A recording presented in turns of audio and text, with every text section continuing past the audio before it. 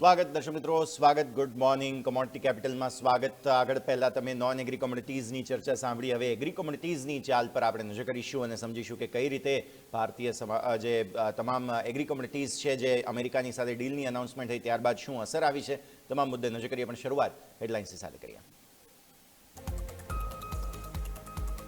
કેન્દ્રીય કૃષિ મંત્રી શિવરાજસિંહ ચૌહાણે કૃષિ વૈજ્ઞાનિકોને કરી હાકલ. નાના અને સીમાંત ખેડૂતો માટે સંકલિત ખેતી મોડલ વિકસાવવા કરી ટકોર. સંકલન અને સંકલિત ખેતીથી ખેડૂતોની આવકમાં વધારો. ભારત અમેરિકા વચ્ચે વચગાળાના ટ્રેડ ડીલનું ફ્રેમવર્ક જાહેર થયું. ભારત અને યુએસ વચ્ચેના વેપાર કરારનું ચિત્ર સ્પષ્ટ થયું. કરાર હેઠળ ભારત તમામ યુએસ ખાદ્ય સામગ્રી અને કૃષિ ઉત્પાદનો પરના ટેરિફ દૂર કરશે અથવા નોંધપાત્ર રીતે ઘટાડવા માટે સહમત થયું છે. કન્ફેડરેશન ઓફ ઇન્ડિયન ટેક્સટાઇલ ઇન્ડસ્ટ્રીએ પીએમ નરેન્દ્ર મોદીનો આભાર માન્યો. 18% ટેરિફ થવાથી ભારત, વિયેતનામ અને બાંગ્લાદેશને ટક્કર આપી શકશે. વર્ષ 2030 સુધીમાં $100 બિલિયન ટેક્સટાઇલ નિકાસનો લક્ષ્ય. મેક ઇન ઇન્ડિયા અભિયાનને પ્રોત્સાહન. શણની નિકાસ ઘટતા ઉદ્યોગની આવક 5-6% સુધી ઘટવાની ભીતિ. ક્રિસિલ રેટિંગ્સ અનુસાર નબળા નિકાસને કારણે શણ ઉદ્યોગની આવક ઘટી રહી છે. સતત બીજા વર્ષે પણ શણની નિકાસમાં ઘટાડો આવ્યો. અનાજના પેકેજિંગ અને ખાંડના પેકેજિંગથી મળે શણ ઉદ્યોગને સપોર્ટ. શેરડીના પાકને વેધકોથી બચાવવા નવસારી કૃષિ યુનિવર્સિટીએ જાહેર કરી માર્ગદર્શિકા. શેરડીના પાકને જીવાતોથી બચાવવા પાણીનો યોગ્ય નિકાલ અનિવાર્ય. શેરડીના પાકના સારા વિકાસ માટે મૂળ અને આંતરગાંઠ વેધકોથી મુક્તિ હોવી જરૂરી.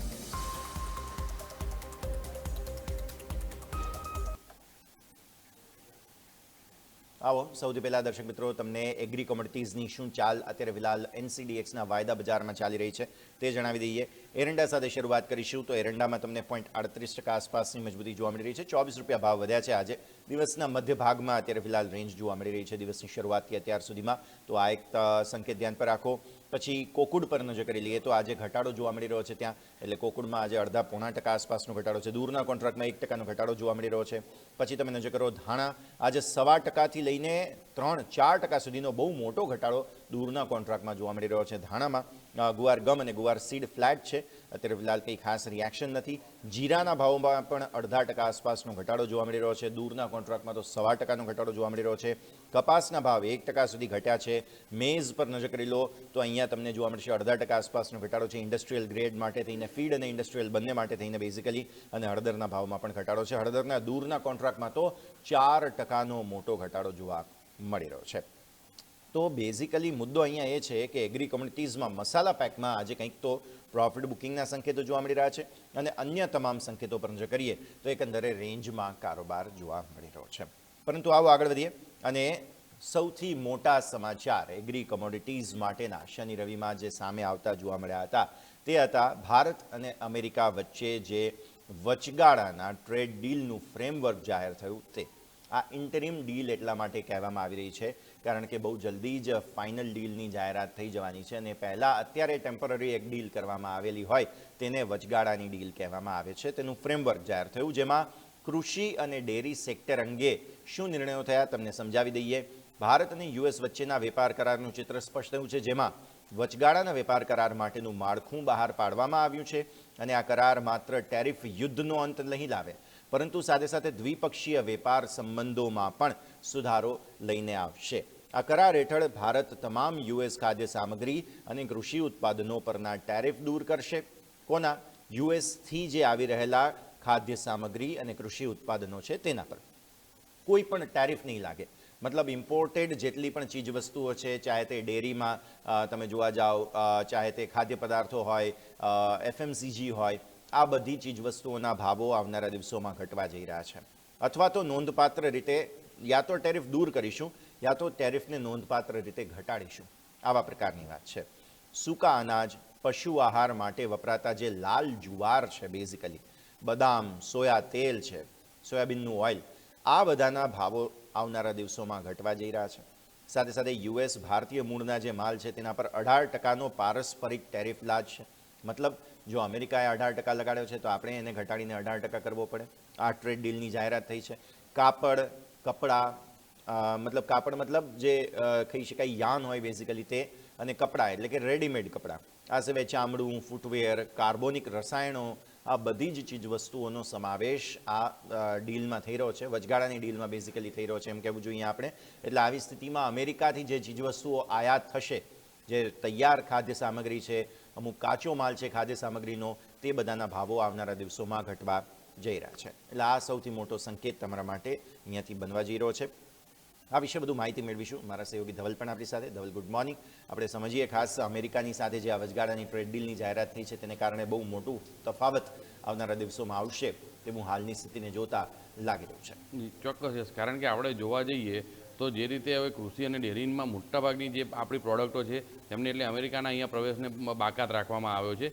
એટલે કેટલીક જગ્યાએ જ આપણને તેમને આપણે પ્રવેશ આપીશું, જેની અંદર આપણને ખ્યાલ છે કે કેટલાક નટ્સ છે, તે સિવાય સૂકા અનાજ, પશુ આહાર, આ બધાની અંદર તેમનો સમાવેશ થશે. તે સિવાય બદામ, સોયાબીન, એટલે સોયાબીન આપણને ખ્યાલ છે કે તેને લઈને આપણને એક વિવાદ હતો અને અમેરિકાનું સૌથી વધુ સોયાબીનના ઉત્પાદન કરતા દેશોમાંથી એક છે અને ટ્રમ્પ આપણને ખ્યાલ છે કે ચીન સાથે પણ વારંવાર સોયાબીનનો જ મુદ્દો ઉપાડી રહ્યા છે. એટલે અહીંયા સોયાબીનની એક થોડા પ્રમાણમાં આયાત થશે, પૂરેપૂરી કરવામાં નહીં આવે. પરંતુ આપણને જે સૌથી મોટો લાભ મળવાનો છે તે કાપડ, લેધર, ફૂટવેર, કાર્બનિક, આ બધામાં મળવાનો છે. હવે આના કારણે શું થશે તો અત્યારે આપણને ખ્યાલ છે કે બાંગ્લાદેશ, પાકિસ્તાન આપણાથી થોડાક પહેલાં સસ્તા હતા જ્યારે આપણી ઉપર 50% ટેરિફ હતા ત્યારે, અને બાંગ્લાદેશનો તો સારા પ્રમાણમાં એક ત્યાં આગળ માર્કેટ જમાવીને બેઠેલું છે. તો તેમને હવે ત્યાં બાંગ્લાદેશથી અહીંયા રાજકીય સ્થિરતાના કારણે તેમનો બિઝનેસ પણ ઇન્ડિયામાં શિફ્ટ થવા લાગ્યો છે. અને ઓવરઓલ આપણે જોઈએ તો આજે રાજકીય સ્થિરતાનો લાભ આપણે પૂરેપૂરા પ્રમાણમાં ઉઠાવ્યો છે. અને હવે આપણને જે ટેરિફ લાગશે ને આવનારા દિવસોમાં એવું જ નથી કે 18% કન્ટિન્યુ જ રહેશે. જેમ જેમ આગળ સંબંધો વધતા જશે તેમ તેમ આમાં ઘટાડો કરવાની પણ વાત કરવામાં આવે છે. હવે આપણને ખ્યાલ છે કે આપણે જેમ્સ એન્ડ જ્વેલરીમાં 0%ની વાત કરવામાં આવેલી છે. એટલે અને બીજું કે જ્યારે 50% ટેરિફ હતા તો એક બહુ મહત્ત્વની વાત એ છે કે આપણે તેમ છતાં 2 લાખ ટન બાસમતી અમેરિકામાં નિકાસ કર્યા. હવે તમે વિચારો કે આપણી અહીંયા બાસમતીની માંગ કેટલા પ્રમાણમાં હશે કે 50% ટેરિફ હોવા છતાં ત્યાંના લોકો એ ભાવે પણ ખરીદવા તૈયાર હતા. તો હવે જ્યારે 50થી ઘટીને 18 થઈ જશે તો ઉલટાની ત્યાંની માંગ વધશે, એટલે ચોખાની માંગ એક સારા એવા પ્રમાણમાં વધશે. એટલે આ ઘણી બધી આપણી પ્રોડક્ટો એવી છે કે જેને ખૂબ મોટા પ્રમાણમાં અહીંયાથી લાભ થવાનો છે. એટલે આપણા ડેરી સેક્ટરની અંદર પણ તેમને પ્રવેશ આપવામાં નથી આવ્યો. એટલે આ આપણા માટે ખૂબ મહત્ત્વનું છે. અને તે સિવાય હવે આપણને ખ્યાલ છે કે અગાઉ પણ આપણને જે કેલિફોર્નિયાની બદામો આવતી હતી તે હજી એટલા જ પ્રમાણમાં આવશે ને ઉલટાની હવે અહીંયા આ જે ટેરિફ ઘટવાના કારણે થોડીક સસ્તી થશે. એટલે ભારતના ટેરિફ ઉપર 18% અને ભારતની જે પ્રોડક્ટો છે તેની એક વિશેષતા પણ છે કે તેમાં ભાવ વધવા છતાં પણ તેની માંગમાં કોઈ ઘટાડો જોવા નહોતો મળ્યો. એટલે અહીંયા આ એક મોટો લાભ થશે. અને આનો સૌથી મોટો લાભ આપણે ગુજરાતની રીતે જોવા જઈએ તો આપણી જે ગીરની કેરી છે, પછી સુરતના કપડાં ઉદ્યોગને સૌથી મોટો લાભ થવાનો છે. કારણ કે એક મોટું ટેક્સટાઇલનું હબ છે સુરત, અને બાંગ્લાદેશથી હમણાં તો ઘણી બધી કંપનીઓ, ફેક્ટરીઓ ત્યાં શિફ્ટ થવા લાગી છે. એટલે ત્યાં આગળ જીનિંગ મિલોની અંદર કપાસની માંગ વધશે, કાપડની માંગ વધશે. એટલે આ બધા કપાસના ખેડૂતોને એક સૌથી મોટો લાભ થઈ રહ્યો હોય તેવું અહીંયા લાગી રહ્યું છે. તો કપાસના ખેડૂતો માટે થઈને સૌથી મોટા લાભના સંકેતો સામે આવી રહ્યા છે. એટલા માટે થઈને અત્યારે ફિલહાલ આ એક સંકેત બની રહ્યો છે. અચ્છા, હવે જે આ ટ્રેડ ડીલની જાહેરાત થઈ તેને કારણે થઈને confederation of Indian textile industry, જેને ટૂંકમાં સિટી કહેવામાં આવે છે, CITI, તેમના દ્વારા એક જાહેરાત કરવામાં આવી છે અને પ્રધાનમંત્રી નરેન્દ્ર મોદીનો તેમણે આભાર માન્યો છે. ટેરિફમાં જે કંઈ પણ ઘટાડો થયો અને એક લાંબા સમયથી આપણી ઇન્ડસ્ટ્રીને પડકારોનો સામનો કરવો પડતો હતો, તો તેને કારણે થઈને સિટીએ PM મોદીનો આભાર માન્યો છે. અને 50%નો ટેરિફ ટેક્સટાઇલ ઉદ્યોગ માટે બહુ મોટો અવરોધ હતો, પરંતુ હવે અમેરિકાનું માર્કેટ ખુલી ગયું આપણા માટે. એટલે ભારત જે છે તે 18% ટેરિફ સાથે વિયેતનામ અને બાંગ્લાદેશને સરળતાથી ટક્કર આપી શકશે. આ એક બહુ મોટો સંકેત અત્યારે ફિલહાલ સામે આવી રહ્યો છે. 2030 સુધીમાં દર્શક મિત્રો આપણે $100 બિલિયન ટેક્સટાઇલ એક્સપોર્ટનો લક્ષ્ય ધારણ કરી રહ્યા છીએ. અને આ મેક ઇન ઇન્ડિયા અભિયાનને મોટા પ્રોત્સાહનના ભાગ સ્વરૂપે આપણે એક્સપોર્ટ વધારવા પર ફોકસ હવે કરી રહ્યા છીએ. નવેમ્બર 2025માં ટેક્સટાઇલ નિકાસમાં 31.4%નો ઘટાડો થયો હતો અને સિટીના મત પ્રમાણે ટેક્સટાઇલ નિકાસ જે છે તે હવે સુધરવા જઈ રહી છે. કપાસના ખેડૂતો, વેપારીઓ, નિકાસકારો આ બધાને તેનો લાભ મળવાનો છે અને સિટી મુજબ કપાસની આયાત ડ્યુટી નાબૂદ થઈ જશે, જેના કારણે થઈને સ્પિનિંગ, ટેક્સટાઇલ ઉદ્યોગ આ બધાને હવે વેગ મળવા જઈ રહ્યો છે. કપાસના ટેકાના ભાવમાં 8%નો વધારો થયો છે અને કપાસના ટેકાના ભાવ વધવાને કારણે, ડ્યુટી હટવાને કારણે હવે ખેડૂતોના હિતોનું રક્ષણ પણ થતું અહીંયાથી તમને જોવા મળશે. અને સાથે યાન જે છે, ટેક્સટાઇલ ઉદ્યોગ જે છે તેને હવે વેગ મળવા જઈ રહ્યો છે. આપણું જે ગુજરાતનું કપાસ છે તે બહુ મોટી કમોડિટી છે, બહુ મહત્વપૂર્ણ કમોડિટી છે, પરંતુ જે કપાસની ક્વોલિટી છે તેમાં હજુ પણ આપણે ધીરે ધીરે સુધારા લાવવાના છે. આવી પરિસ્થિતિમાં આપણું એક્સપોર્ટ વધારવાનો જે લક્ષ્ય છે 2030 સુધીમાં, આ 2030 એટલે બહુ દૂર નથી, આપણે 2026ના પહેલા ભાગમાં તો અત્યારે ફિલહાલ વાત કરી રહ્યા છીએ. આવનારા 4-5 વર્ષની અંદર જ આપણે ઘણું બધું હાંસલ કરવાનું છે, જેના માટે ધવલ સ્વાભાવિક છે કે કન્ફેડરેશન ઓફ ઇન્ડિયન ટેક્સટાઇલ ઇન્ડસ્ટ્રીએ અત્યારે પીએમનો આભાર માન્યો છે અને હવે આવનારા દિવસોમાં જે લક્ષ્ય રાખ્યું છે મેક ઇન ઇન્ડિયાને વધુ પ્રોત્સાહન આપવા માટેનું, તેના પ્રયાસો હવે શરૂ કરી દેવાશે. ચોક્કસ, કારણ કે આપણે જોવા જઈએ તો અમેરિકાએ આજે ટેરિફ લગાવ્યો છે ટ્રમ્પ આવ્યા બાદ જ આ વસ્તુ થયું છે. હવે ઘણા લોકો એવી દલીલ કરે છે કે ભાઈ પહેલાં તો 2.3 કે 3% જ લાગતો હતો, પરંતુ તે પહેલાં અગાઉની સરકારો અને આ વર્તમાન સરકારના વ્યવહારો અલગ છે. હવે ટ્રમ્પ આવ્યા બધા જ આ ટેરિફ લગાવવામાં આવ્યો છે, એટલે આપણે નહીં, દુનિયાના બધા દેશો ઉપર આ ટેરિફ લાગ્યો છે. એટલે યુકેની ટ્રેડ ડીલ જોવા જઈએ તો તે 10%ની આસપાસ થઈ છે, યુરોપિયનની હમણાં થોડીક અટકેલી છે, જાપાનની પણ એટલાની આસપાસ થઈ છે. એટલે આપણે એશિયાની, દક્ષિણ એશિયાની અંદર જોવા જઈએ, આપણા પાડોશીઓ જોવા જઈએ તો તેમાં તો આપણે સૌથી ઓછા ટેરિફ ઉપર બેઠેલા છીએ. એટલે આ ઓવરઓલ પરિસ્થિતિ આપણે જોઈએ તો હવે અહીંયા આગળ આપણે જે 18% ટેરિફ લાગ્યા છે, અને બીજું કે જે રીતે અગાઉ પણ વાત કરી કે ભાઈ આ જે આપણે 18% છે તે યથાવત નહીં રહે, તેમાં પણ ઘટાડો આવશે અને આપણા હરીફો કરતાં આપણે ઓછા ટેરિફમાં છીએ. એટલે તેના કારણે આપણને એક અહીંયા મોટો લાભ મળવાનો છે અને આના કારણે આપણે જે સીધું આપણું કપડાં ઉદ્યોગનો ખૂબ મોટા પ્રમાણમાં વિકાસ થશે. એટલે એક રિપોર્ટ એવો પણ હતો કે હાલમાં જે $34 મિલિયન વેપાર છે તે વધીને અંદાજે $250 મિલિયન સુધી પહોંચી શકે છે. એટલે આ તમે વિચારો કે અંદાજે અહીંથી 8 થી 9 ગણો વેપાર વધશે. હવે આના કારણે તમે વિચારી શકો છો કે ટ્રાન્સપોર્ટરોને કેટલો મોટો બેનિફિટ મળશે, કપડાના વેપારીઓને કેટલો, કપાસના ખેડૂતો, ઉડાનું કપાસ તરફ ભાવ વધશે તો ખેડૂતો તે તરફ પડશે. અને અમેરિકાની હવે આપણને ખ્યાલ છે કે બધું પ્રોડક્શન અમેરિકાની જે ટ્રમ્પની ગણતરી છે કે ત્યાં શિફ્ટ કરવામાં આવે તો આ ટેરિફ એટલા જ માટે છે કે તેમને પોતાના દેશમાં પ્રોડક્શન પણ નથી લાવવું અને બીજા દેશો પર ટેરિફ નાખીને પોતે કમાણી પણ કરવી છે. એટલે જે દેશો ઉત્પાદન કરે છે તેમની પાસેથી આ રીતે પૈસા ખંખેરવા છે. એટલે અહીંયા જે કે ખેડૂતો, વેપારીઓને આ મોટો લાભ થવા જઈ રહ્યો છે તે સ્વાભાવિક છે કે તેઓ પીએમનો આભાર પણ માને છે. અને આપણને ખ્યાલ છે કે આપણે કેટલી ધીરજ રાખી. ઓગસ્ટ મહિનાની અંદર આપણી ઉપર 25% વધારાના ટેરિફ પણ લગાવવામાં આવ્યા હતા. એટલે ગયા ટ્રમ્પ સત્તામાં આવ્યા એટલે ગયા ફેબ્રુઆરી મહિનો છે, ગયા ફેબ્રુઆરી માર્ચથી આપણને ટેરિફની વાત સાંભળતા હતા, ત્યારે અંદાજે 1 વર્ષે આ ડીલ થઈ છે અને હજી આ પૂર્ણ ડીલ નથી, હજી જે વચગાળાની છે તે જ આ ડીલ થઈ છે. એટલે પૂર્ણ થશે ત્યાં સુધીમાં તો અહીંયા ઘણું બધું પિક્ચર ક્લિયર થઈ જશે. બિલકુલ, તો એ ચિત્ર સ્પષ્ટ થવું જરૂરી છે, તેના માટે આપણે રાહ પણ જોઈશું. પણ અત્યારની વચગાળાની જે અનાઉન્સમેન્ટ છે તેના પર આપણે નજર કરીએ. આવો દર્શક મિત્રો, એક નાનકડા વિરામનો સમય અને વિરામ બાદ એગ્રી કોમ્યુનિટીઝને લગતા અન્ય ખબરો જે છે તેના પર નજર કરીએ. એક બ્રેક બાદ.